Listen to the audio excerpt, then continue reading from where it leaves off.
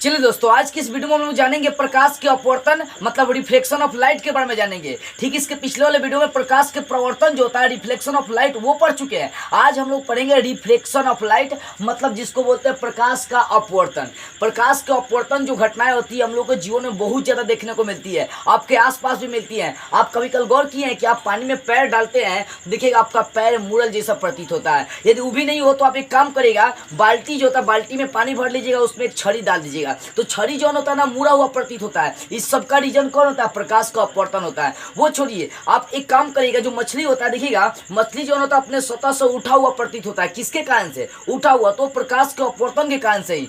अब मान लीजिए बाल्टी है, बाल्टी में आप सिक्का रख दीजिए, आप वहां पर सिक्का रखिए जहां से आपकी आंखें नहीं दिखाई देती है, और पानी डाल देंगे तो सिक्का आपको उठा हुआ दिखाई देता है, मतलब सिक्का आपको दिखाई देने लगता है। उसका रीजन कौन होता है? प्रकाश का अपवर्तन होता है। देखो, प्रकाश के अपवर्तन कोई हार्ड चीज नहीं है, रिफ्लेक्शन ऑफ लाइट कोई हार्ड चीज नहीं है। इसको सिंपल तरीके से समझेंगे। जो प्रकाश का अपवर्तन होता है दो माध्यमों में बटी हुई है, माध्यम 1 और माध्यम 2। एक माध्यम को विरल माध्यम और दूसरे माध्यम को सघन माध्यम कहते हैं। विरल माध्यम का मतलब होता है खाली, ऐसा माध्यम जो खाली हो, और सघन माध्यम का मतलब जो भरा हुआ हो। ठीक है ना। एक बात यहाँ पर समझते हैं। मान लो कि आपके पास एक माध्यम है, ठीक है ना, ये माध्यम है, ये माध्यम 1 हो गया, इसको N1 ले लीजिए, ये माध्यम आपका 2 हो गया, इसको N2 ले लेते हैं। अब देखो, जैसे आप यहाँ प्रकाश की किरणें यहाँ पर जाएंगी तो टकरा कर क्या हो जाएगा? अपने पथ से विचलित होता है, ये दिशा परिवर्तन कर लेता है। ठीक है ना, ये किरणें आ रही है और टकराने के बाद क्या हो रहा है? दिशा परिवर्तन कर ले रही है। तो देखो, एक ऐसा माध्यम जिसमें प्रकाश की किरण अपना दिशा परिवर्तन करती है, तो इस प्रकार की घटना को रिफ्लेक्शन ऑफ लाइट कही जाती है। मतलब समझ में आ रही है? देखो कि जब प्रकाश की किरणें एक माध्यम से दूसरे माध्यम में जाती है और वो अपने किरणों का दिशा परिवर्तन करती है, तो इसी घटना को प्रकाश का अपवर्तन कहते हैं, रिफ्लेक्शन ऑफ लाइट। अब देखो, प्रकाश का जो अपवर्तन होता है इसमें क्या होता है कि दो माध्यम आपको चाहिए, माध्यम 1 और माध्यम 2। मतलब एक माध्यम आपका विरल हो सकता है, दूसरा माध्यम सघन हो सकता है। अब एक बात यहाँ पर जैसा आप फोकस करिएगा, ये आपका माध्यम है, ठीक है ना, ये माध्यम 1 हो गया, ये माध्यम 2 हो गया। अभी कोई माध्यम नहीं लेकर चलो, अभी बस सिंपली मैं आपको समझा रहा हूँ बस, ठीक है ना। इसको सिंपली अभी समझिए, प्रकाश का अपवर्तन रिफ्लेक्शन ऑफ लाइट होता क्या है। तो ये माध्यम 1 हो गया, माध्यम 2। अब इसमें जब किरणें आएंगी तो ये अपना दिशा परिवर्तन करेगा। अब दिशा परिवर्तन करने के भी 2-3 कंडीशन हो सकते हैं यहाँ पर। पहला कंडीशन कि मान लीजिए यहाँ पर ये गाड़ी चलाते आए, ये आपका सघन विरल माध्यम हो गया, और ये सघन मतलब ये भरा हुआ है। मान लो कि रोड है, ठीक है ना, ये आपका बीच में रोड है, आपको इधर से इधर आना है, तो आप इधर से फास्ट गाड़ी चलाते हैं। अब इधर जब प्रवेश करेंगे तो ये भीड़ जब होगा ना, तो आप गाड़ी को स्लो चलाएंगे या कहीं दिशा परिवर्तन करेंगे, कहीं मुड़ जाएंगे, ठीक है, ये मुड़ना पड़ेगा। और खाली होगा तो आप फटाके क्या होगा? एकदम डायरेक्ट मतलब होना बहुत स्पीड निकल जाएंगे। तो दो कंडीशन बन रहा है, जब ये रोड अगर खाली हो जाएगा तो आप तो क्या होगा कि बहुत स्पीड में जाएंगे, और जब ये भरा होगा तो आपको दिशा परिवर्तन करना पड़ेगा, स्लो चलना पड़ेगा, स्पीड मतलब स्पीड नहीं चलना पड़ेगा। तो 2-3 तरह के कंडीशन बनते हैं, ठीक है ना। तो प्रकाश का अपवर्तन में दिशा परिवर्तन मेन होता है कि प्रकाश की जब किरणें एक माध्यम से दूसरे माध्यम में जाती है तो उनके दिशा परिवर्तन की क्रिया को उसे हम लोग क्या बोलते हैं? कहते हैं प्रकाश का अपवर्तन कहते हैं। तो प्रकाश का अपवर्तन का डिफिनेशन कोई हार्ड नहीं है, बस उसका क्या है कि दिशा परिवर्तन होनी चाहिए, ठीक है ना। तो जब प्रकाश की किरणें एक पारदर्शी माध्यम से, पारदर्शी का मतलब जिसको प्रकाश की किरणें पार कर जाती है, अब ईटा पट्टा रख के आप वहाँ प्रकाश का अपवर्तन मत देखिएगा तो बुर्बक का काम होता है, ठीक है ना। देखो, प्रकाश का परिवर्तन हमेशा पारदर्शी पदार्थ से मतलब जिसको प्रकाश पार कर सकती है, और ऐसा भी वहाँ पर दिशा परिवर्तन होना चाहिए, ठीक है ना। मान लो कि आपका कांच है, ठीक है ना, ये कांच है, शीशा। अब शीशा में कराएंगे तो भाई वहाँ तो होने वाली है क्योंकि वो पारदर्शी पदार्थ होती है। शीशा में प्रकाश की किरणें टकराएंगी और वो अपने पथ से विचलित हो जाएगा, तो इसी घटना को हम लोग क्या बोलते हैं? प्रकाश का अपवर्तन कहते हैं। यानी जब प्रकाश की किरणें एक माध्यम से दूसरे माध्यम में जाती है तो उसके दिशा परिवर्तन की क्रिया को प्रकाश का अपवर्तन कहते हैं। अब देखो, प्रकाश के अपवर्तन का डिफिनेशन सब अपने अपने तरीके से देते हैं लोग, मैं आपको सिंपल तरीका बता रहा हूँ, ठीक है। कई लोग बोलते हैं जब प्रकाश की किरणें एक माध्यम से दूसरे माध्यम में जाते हैं तो वो अपने पूर्व पद से विचलित हो जाता है, अपने पद से वो बिछड़ जाता है, इसी घटना को प्रकाश का अपवर्तन कहते हैं। तो वो भी बात आपका एक ही है, सिंपल सी बात है कि एक माध्यम से दूसरे माध्यम में जब किरण जाएंगी ये अपना दिशा परिवर्तन करता है, सीधा नहीं निकलता, थोड़ा सा दिशा को मोड़ लेता है। तो ये घटना क्या हो गया? आपका प्रकाश का अपवर्तन, ठीक है ना। पानी में डाली हुई छड़ी जो टेढ़ी प्रतीत होती है वो किसके कारण से? प्रकाश के अपवर्तन के कारण से, ठीक है। हाँ, दूसरी बात आप देखेंगे जो आपका मछली पानी में रहता है वो सतह से उठा हुआ ऊपर उठा हुआ प्रतीत होता है, वो भी प्रकाश का अपवर्तन। यदि भरी हुई बाल्टी में, पानी से भरी हुई बाल्टी में सिक्का डाला हुआ है तो वो भी थोड़ा सा उठा हुआ प्रतीत होता है। इस सब का कारण कौन है? तो प्रकाश का अपवर्तन है। क्यों? क्योंकि इसमें क्या होता है, किरण अपने पथ से विचलित होता है, अपने पथ से दिशा परिवर्तन करता है, इसी कारण से ये सब थोड़ा सा इधर उधर आपको दिखाई देता है। तो वो सब घटना पूछेगा कि पानी में भरी हुई बाल्टी में सिक्का जो रखा हुआ रहता है वो ऊपर उठा हुआ प्रतीत होता है, किसके कारण से? तो प्रकाश का अपवर्तन के कारण से। सीधी सी बात है। तो प्रकाश का अपवर्तन मतलब रिफ्लेक्शन ऑफ लाइट किसे कहेंगे? तो आप बोल सकते हैं सिंपली भाषा में कि जब प्रकाश की किरणें एक माध्यम से दूसरे माध्यम में प्रवेश करती है तो उसके दिशा परिवर्तन की क्रिया को प्रकाश का अपवर्तन, रिफ्लेक्शन ऑफ लाइट कहते हैं। ठीक है ना, समझ गए? रिफ्लेक्शन ऑफ प्रकाश का परिवर्तन क्या होता है? देखिए, अब प्रकाश के परिवर्तन में दो तरह के माध्यम यूज करी जाती है। एक जो माध्यम वो लेकर चलेंगे, एक माध्यम लेकर चलेंगे हम लोग, उस माध्यम का नाम रहेगा विरल। विरल का मतलब जो खाली हो, ठीक है ना, विरल। और दूसरा होता है सघन। अब देखो, प्रकाश की यदि चाल की बात करते हैं तो प्रकाश की चाल अलग अलग माध्यमों में अलग होती है। अब जैसे मान लो कि ये रोड है आपका, ये खाली है, तो इसमें आपका गाड़ी तो स्पीड में चलेगा, अब भरा होगा तो उसमें स्लो चलाना पड़ेगा। यानी अलग अलग माध्यम में प्रकाश की चाल देखी जाती है, क्या होती है? अलग अलग होती है। जैसा शून्य या निर्वात में प्रकाश की चाल, इसके पिछले वाले जब प्रकाश के परिवर्तन पर आया था तो उसमें बताया था शून्य या निर्वात मतलब आकाश में प्रकाश की चाल कितनी होती है? कितना होता है? 3 लाख किलोमीटर प्रति सेकंड होती है प्रकाश की चाल। मतलब 3 × 10⁸ मीटर प्रति सेकंड होता है जब मीटर में चेंज करते हैं तो प्रकाश की चाल। अब वही जब पानी में बात करते हैं तो पानी में प्रकाश की चाल 2,25,000 किलोमीटर प्रति सेकंड होता है। और शीशे में बात करते हैं कांच में, तो कांच में प्रकाश की चाल करीबन 2 लाख किलोमीटर प्रति सेकंड होता है। यानी 2 × 10⁸ मीटर प्रति सेकंड किस में? कांच में प्रकाश की चाल होती है। तो कहने का मतलब यहाँ पर देखी जाए, यदि कांच और इसकी बात करी जाए, यहाँ पर पानी और कांच, तो देखिए जब पानी और कांच, इन दोनों में सघन कौन है, विरल कौन है? तो पानी में प्रकाश की चाल क्या होता है? पानी में प्रकाश की चाल अधिक है और कांच में प्रकाश की चाल क्या है? कम है। और पानी जो होता है वो विरल हो जाएगा और विरल माध्यम हो जाएगा, और कांच क्या हो जाएगा? सघन। क्यों? क्योंकि पानी का घनत्व तो कम है, ठीक है ना। पानी का घनत्व तो बहुत ज़्यादा होता है, जिसका घनत्व तो ज़्यादा होता है उसका मतलब उसमें उसमें प्रकाश की चाल क्या होता है? देखो बुआ, कहने का मतलब है कि जो पानी है, पानी की प्रकाश की चाल कितनी होती है? तो 2,25,000 किलोमीटर प्रति सेकंड होती है। और कांच में प्रकाश की चाल 2 लाख किलोमीटर प्रति सेकंड ही होता है। अब देखो, पानी एक विरल माध्यम होता है, कांच क्या होता है? सघन माध्यम। क्यों? क्योंकि कांच भरल जैसा होता है, जिसका मतलब प्रकाश की चाल अधिक होता है। जिसका प्रकाश की चाल अधिक होगा उसका घनत्व कम होता है, जिसका घनत्व कम होता है वो विरल माध्यम होता है, जिसका घनत्व ज़्यादा होता है वो सघन माध्यम आपका बन जाता है। इस बात को आप याद रखिएगा। विरल माध्यम और सघन माध्यम, जो खाली माध्यम हो, और सघन मतलब जो भरा माध्यम हो। तो विरल और सघन, इसमें दो तरह का माध्यम होता है। अब कंडीशन आपका यहाँ पर ये बनते हैं, ध्यान दीजिएगा।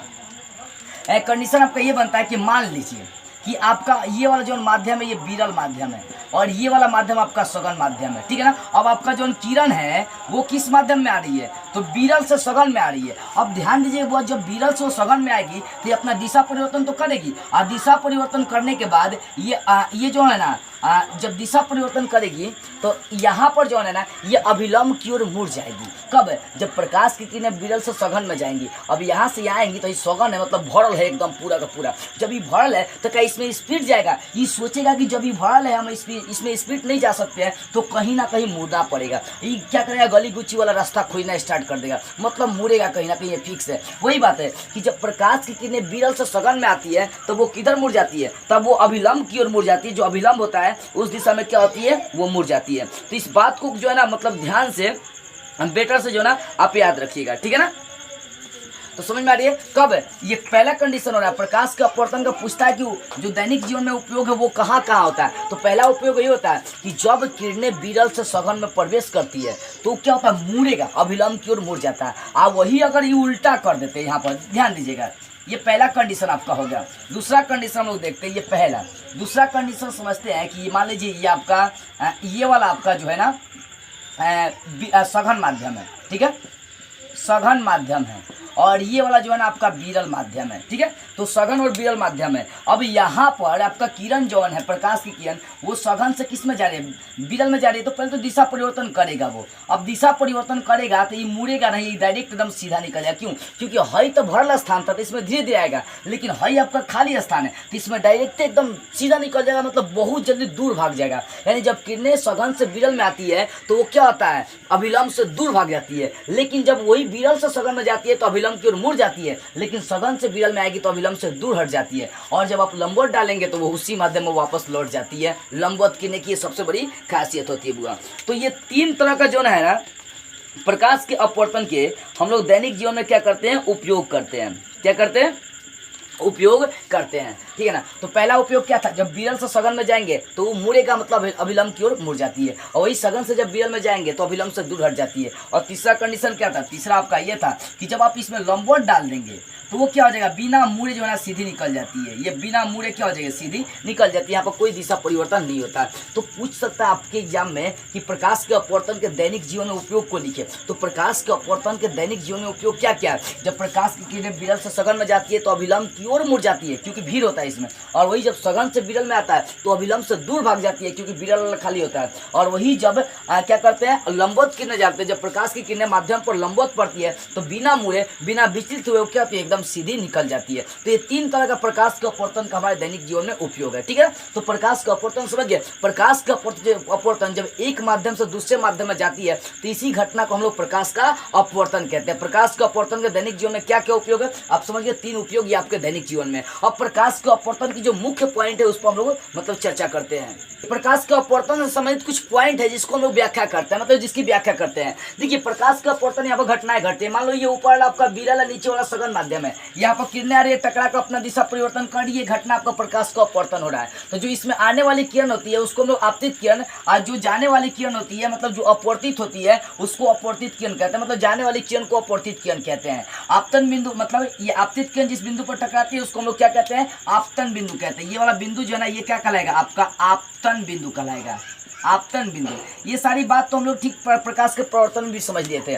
तो जिस कहने का आपतित किरण किसे कहेंगे, तो आने वाली किरण को अपवर्तित किरण किसे कहेंगे, तो जाने वाली किरण को आपतित किरण जिस बिंदु पर माध्यम के जिस बिंदु पर टकराती है उसे आपतन बिंदु कहते हैं। आपतन बिंदु पर ही जो अब लंब डाले हैं ये लंब आपका अभिलंब कहलाता है, ठीक है ना। आपतित किरण और अभिलंब के बीच जो कोण बनेगा उसे आपतन कोण, और अपवर्तित किरण और अभिलंब के बीच जो कोण बनेगा उसे अपवर्तन कोण के नाम से हम लोग जानते हैं। तो ये बातें आपको प्रकाश को अपवर्तन समेत कुछ व्याख्या है, ठीक है ना। अब इससे हटकर यहाँ पर प्रकाश के अपवर्तन के आपको 2 नियम कौन कौन से बनते हैं वो देख लीजिए। देखो प्रकाश के अपवर्तन के 2 नियम होते हैं। पूछता भी प्रकाश के अपवर्तन के कितने नियम होते हैं। इसके पिछले वाले वीडियो में जब प्रकाश का प्रवर्तन में पढ़ाया था तो उस समय बताया था प्रकाश के प्रवर्तन के भी 2 नियम होते हैं। कौन कौन सा, तो बताया गया था कि आपतित किरण, प्रवर्तित किरण और आपतन बिंदु पर खींचे गए विलंब तीनों एक ही समतल में होते हैं। और दूसरा बताया गया था कि आपतन कोण प्रवर्तन कोण के बराबर होता है, ठीक है ना। तो यहाँ पर भी कुछ ऐसे ही प्रकाश के अपवर्तन के 2 नियम होते हैं। पहला नियम ये होता है कि देखिए ये आपतित किरण और ये अपवर्तित किरण और खींचा गया विलंब तीनों एक ही समतल में होते हैं, एक ही बिंदु में होते हैं। ये पहला नियम हो गया कि तीनों जोन होते हैं वो कौन कितने बिंदु में होते हैं, तीनों एक ही बिंदु में, तीनों एक ही बिंदु में होते हैं।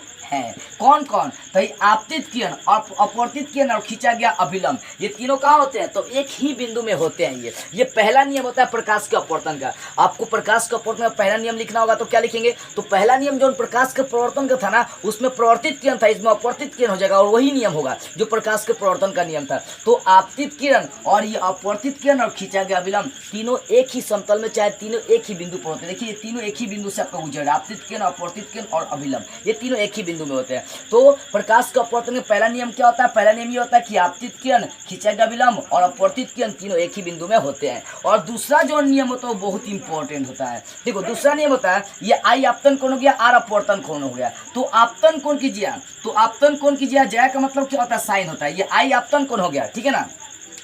ये आई क्या हो गया, आपतन कोण हो गया, और साइन क्या हो गया, जया हो गया। तो आपतन कोण की जया और अपवर्तन कोण कीजिए, इसको साइन आर लिख सकते हैं। आर अपवर्तन कोण हो गया, तो आपतन कोण कीजिए और अपवर्तन कोण की ज्या का अनुपात, अनुपात का मतलब बटा। आपतन कोण की ज्या और अपवर्तन कोण की ज्या का अनुपात हमेशा क्या आएगा, एक नियतांक आता है।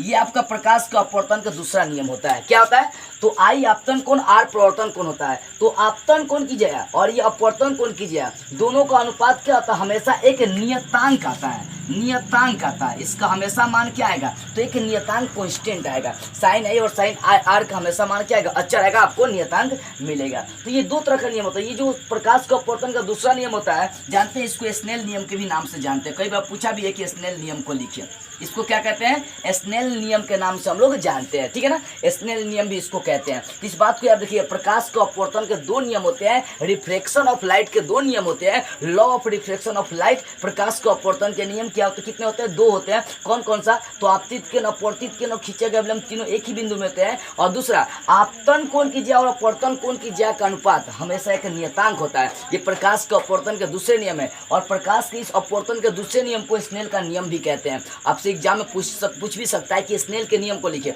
तो आप वही लिखेंगे कि आपतन कोण की ज्या और अपवर्तन कोण की ज्या का अनुपात हमेशा एक नियतांक होता है। इसे हम लोग क्या कहते हैं, स्नेल का नियम कहते हैं। प्रकाश के अपवर्तन के दूसरे नियम को स्नेल का नियम कही जाती है, ठीक है ना। तो इस तरह से प्रकाश के अपवर्तन के नियम आप समझ गए होंगे। अब कुछ और इंपॉर्टेंट बातें हम लोग समझ लेते हैं। पार्श्विक विस्थापन कई तरह के एग्जाम में पूछता है, ठीक है ना। तो पार्श्विक विस्थापन क्या होता है बुआ, यहाँ पर देखिए ये कांच की एक सिल्ली है, ठीक है ना। ये आपका बिरल है, ये सघन है और ये बिरल है। जब सघन से बिरल में जाती है तो अपना दिशा परिवर्तन करता है, फिर आगे बढ़ता है तो सघन में ये सघन से जब बिरल में आता है तो फिर आपका दिशा परिवर्तन होता है। तो यहाँ पर ये आपतित किरण होगा, इसको आगे डॉट लाइन से दिखा दी। ये आपका जाने वाली किरण निर्गत किरण होगा, क्योंकि जा रही है तो इसको आगे बढ़ा दिए। तो ध्यान दीजिएगा, भाई आपतित किरण और निर्गत किरण, ये आपका आपतित किरण क्योंकि आ रही थी, तो आपतित किरण और निर्गत किरण के बीच की जो दूरी है उसी को हम लोग पार्श्विक विस्थापन कहते हैं। विस्थापन मीन्स क्या होता है, डिस्टेंस जिसको बोलते हैं, ठीक है ना। तो पार्श्विक विस्थापन किसे कहेंगे, हाई आपतित किरण, हाई वाला हाई जो लाइन है ये आपतित किरण, और ये वाला जो है आपका निर्गत किरण है। तो आपतित किरण और निर्गत किरण के बीच की दूरी को हम लोग पार्श्विक विस्थापन कहते हैं। आपसे एग्जाम में पूछ सकता है कि पार्श्विक विस्थापन किसे कहते हैं, तो आप क्या बोलेंगे कि आपतित किरण और निर्गत किरण इन दोनों के बीच के डिस्टेंस को हम लोग पार्श्विक विस्थापन कहते हैं, ठीक है। आगे देखो, एक और इंपॉर्टेंट चीज जानते हैं, अपवर्तनांक के बारे में जानते हैं। अपवर्तनांक किसे कहते हैं, अब किसी भी पदार्थ का यदि आपको अपवर्तनांक निकालना हो तो याद रखिएगा, पहले अपवर्तनांक का डिफिनेशन देखिए कि शून्य या निर्वात में प्रकाश की चाल और जिस माध्यम में निकालना उसकी प्रकाश की चाल के अनुपात को हम लोग अपवर्तनांक कहते हैं। मतलब अपवर्तनांक किसे कह सकते हैं, तो इसको देखकर याद कर लीजिएगा, शून्य या निर्वात में प्रकाश की चाल और उस माध्यम में प्रकाश की चाल के अनुपात, बटा का मतलब क्या होता है, अनुपात, यानी शून्य या निर्वात में प्रकाश की चाल और उस माध्यम में प्रकाश की चाल के अनुपात को हम लोग क्या कहते हैं, अपवर्तनांक कहते हैं। देखो बुआ, मान लीजिए कि यदि पानी का आपको अपवर्तनांक निकालना है, पानी का, अब आपको तो दोनों का पहले चाल याद होनी चाहिए जिसका आपको निकालना है। तो पानी का यदि आपको अपवर्तनांक निकालना है बुआ, तो पहले पानी का अपवर्तनांक निकालना है, तो इसकी तुलना आपको शून्य निर्वात से करना पड़ेगा। होता है ना सूत्र, पानी का अपवर्तनांक निकालना है तो शून्य निर्वात में प्रकाश की चाल कितनी होती है, शून्य निर्वात में प्रकाश, पानी नहीं, मान लो कि कांच का आपको निकालना है, ठीक है ना, कांच का अपवर्तनांक निकालना है तो शून्य निर्वात में प्रकाश की चाल कितना होता है, 3 लाख किलोमीटर प्रति सेकंड होता है, ठीक है। और उसके बाद कांच में प्रकाश की चाल कितना होता है, 2 लाख किलोमीटर प्रति सेकंड होता है ये। तो यहाँ देखो, शून्य निर्वात में प्रकाश की चाल और जिस माध्यम में निकालना, तो कांच की माध्यम में निकालना है तो कांच की प्रकाश की चाल आपको लगा देना है, दोनों का डिवाइड करेंगे तो आपका कांच का अपवर्तनांक निकल जाएगा। ये 0 0 0 0 सब 0 0 कट जाएगा और ये 3/2 बचेगा, मतलब 1.2 बचेगा। यानी देखी जाए तो कांच जो होता है शीशा, उसका अपवर्तनांक कितना होता है, 1.5 होता है। तो अपवर्तनांक निकालने का एकदम आसान तरीका है कि शून्य निर्वात में प्रकाश की चाल और जिस माध्यम आपको निकालना उसको नीचे लिखना, दोनों का डिवाइड कर देना, आपको अपवर्तनांक क्या हो जाएगा, निकल जाएगा। अब मान लीजिए कि आपको पानी में प्रकाश की चाल निकालना है, तो ऊपर शून्य निर्वात में प्रकाश की चाल, अब पानी में प्रकाश की चाल कितना होता है, 2,25,000 किलोमीटर होता है, नीचे लिख देंगे 2,25,000 किलोमीटर प्रति सेकंड और उसको क्रिया करेंगे, आपको पानी का अपवर्तनांक निकल जाएगा। तो अपवर्तनांक किसे कहेंगे, तो शून्य या निर्वात में प्रकाश की चाल और उसी माध्यम में प्रकाश की चाल के अनुपात को हम लोग क्या कहते हैं, अपवर्तनांक कहते हैं। आप इस तरह से अपवर्तनांक इस सूत्र का अप्लाई करके निकाल सकते हैं। तो आई होप ये प्रकाश के अपवर्तन की संपूर्ण व्याख्या आपको बेटर से समझ में आ गई होगी। तो बस आज की इस वीडियो में इतना ही। अगले वीडियो में हम लोग ज्ञान हासिल करेंगे लेंस के बारे में कि लेंस में कैसे अपवर्तन क्रियाएं होती है, वो सारी बातें हम लोग देखेंगे। तो बस आज की इस वीडियो में इतना ही।